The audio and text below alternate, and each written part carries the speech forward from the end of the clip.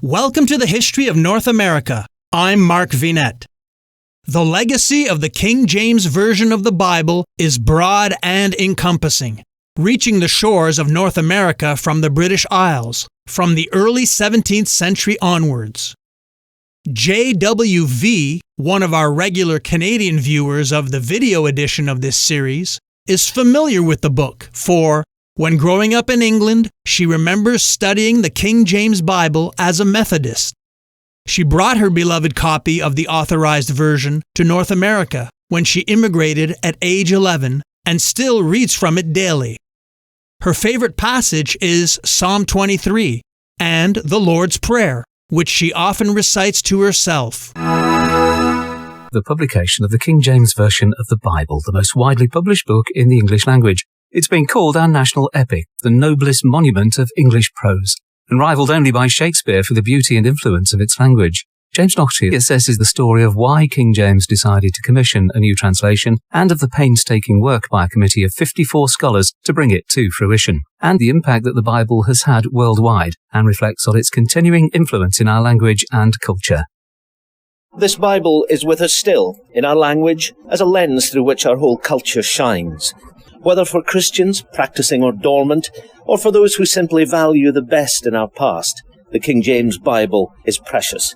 A product of politics and religious strife as much as devotion, shaped by accident as well as design, it has come to represent and embody so much of what we hold dear in our language and our literature, as well as remaining an instrument of faith.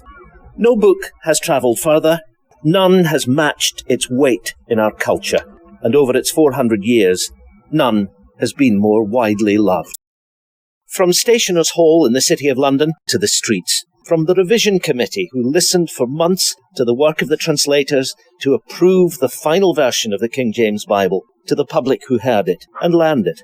I'm outside one of the oldest coaching inns in London, the George in Southwark, where you can sense those past times. An age, for example, when the Bible was the only book in the home, when the King James, the Authorized version, was read in every church at every service.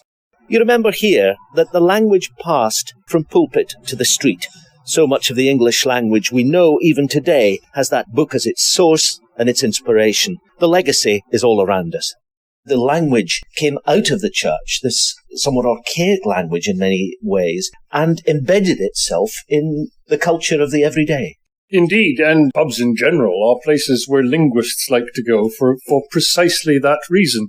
My own students can be seen with recorders in pubs listening to local dialects. This particular one has the added advantage of all those literary associations. Chaucer, Shakespeare, Dickens used to be in the next room. So for all kinds of reasons, this is a good place to talk about the language of the King James Version. And the phrases from the Bible that crop up unknowing to many people in our everyday speech. Oh, absolutely, because the Bible that they heard every day worked itself into the language, and indeed those biblical contexts were often forgotten. So if we say something like fly in the ointment, or go the second mile, or lick the dust, or my boss is a thorn in the flesh, those are all phrases that could have been articulated in this very pub. And were we to use any of them, no one would say, yes, that's a biblical allusion, because those origins have been lost. I survived by the skin of the teeth. No one thinks of that as biblical, and yet it was transmitted from the church to this very pub and thousands like it. It seems as if the legacy of the translators comes in two forms, doesn't it? One is the magnificence of the language, because Macaulay said, if everything else in the English language should perish, the King James Bible would alone suffice to show the whole extent of its beauty and power. So you have the grandeur on the one hand.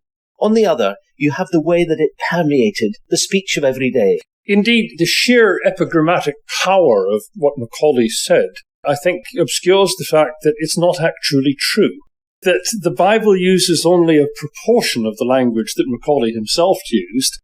And if you think of his own prose with its subordinate clauses, the Bible is free of all that, because its most striking characteristic is its simplicity. It's grammatically simple, and its vocabulary is simple. And the folk memory is there for many people who've never opened any Bible, let alone the King James, in their life.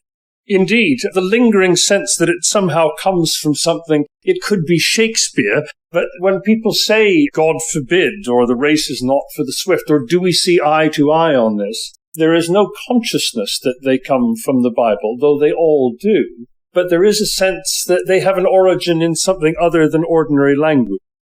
Uplifting rhythms, that's such a thread through our whole literature and culture, isn't it? In terms of the resonance of the language, and it's easy to remember. And it's precisely because it's absolutely at the center of the texture of how English works. With KJV written to be spoken, it's the rhythms, it's that absolutely familiar structure of, the 10-syllable, 5-footed iambic rhythm. Thy kingdom come, thy will be done on earth as it is in heaven. You've got personification. It's starting with personification of voice. You've got the old pronouns. And all those structures that are so familiar and so much beloved to us in Shakespeare, in Milton, are exactly the rhythmic metre and structure of the KJV. And it's true, not just in the 17th century, but for later generations, so many writers drew on that well for their language and for their rhythms.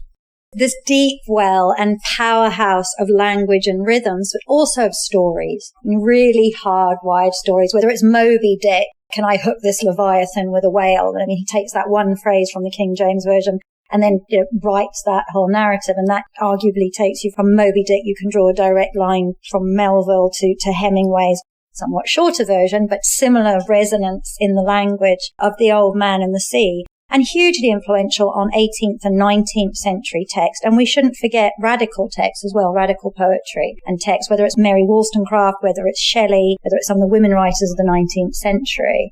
What strikes me as a kind of paradox, it is true that in the early centuries there is an explicitly Christian literature that borrows from the King James Version. So Milton, whom you mentioned, takes She gave me of the tree and I did eat, which is a perfect iambic pentameter line, and he simply puts it into Paradise Lost. It needs a footnote. He should have acknowledged that he borrowed it. But in later centuries, what happens in English literature is that the canon becomes entirely secular. What does happen in England is that the familiar language of the Bible begins to infuse this wholly secular literature. And much is lost if you don't recognize it. Something like Mill on the Floss, for example, George Eliot's great novel, one of the greatest novels in English. It ends with the epitaph on the tomb of Tom and Maggie Gulliver, and it simply says, it's the closing words of the novel, in their death they were not divided. Now, it's immensely moving, but much of its power is lost if you don't realize that it's David's lament for Saul and Jonathan in the King James Version of the Bible. And any Victorian reader would have recognized that instantly. One of the reasons why the language of the King James Bible has become embedded in everyday speech in many ways is because the practice of Christian worship down the centuries is such a central part of our national story.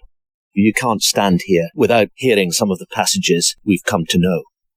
In the beginning, God created the heaven and the earth was without form and void, and darkness was upon the face of the deep. And the Spirit of God moved upon the face of the waters.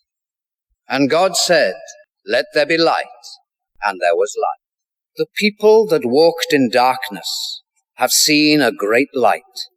They that dwell in the land of the shadow of death, upon them hath the light shined. For unto us a child is born, unto us a son is given. Yea, though I walk through the valley of the shadow of death, I will fear no evil, for thou art with me. Thy rod and thy staff, they comfort me. And God shall wipe away all tears from their eyes, and there shall be no more death, neither sorrow nor crying, neither shall there be any more pain, for the former things are passed away. There are so many wonderful settings of these words. They love to hear this language, this poetry of faith. And this poetry of faith still resonates with people very deeply, even though a lot of the dogma that goes behind it is something people are uncertain about. The poetry itself and the poetry of faith is something that still touches people very deeply indeed.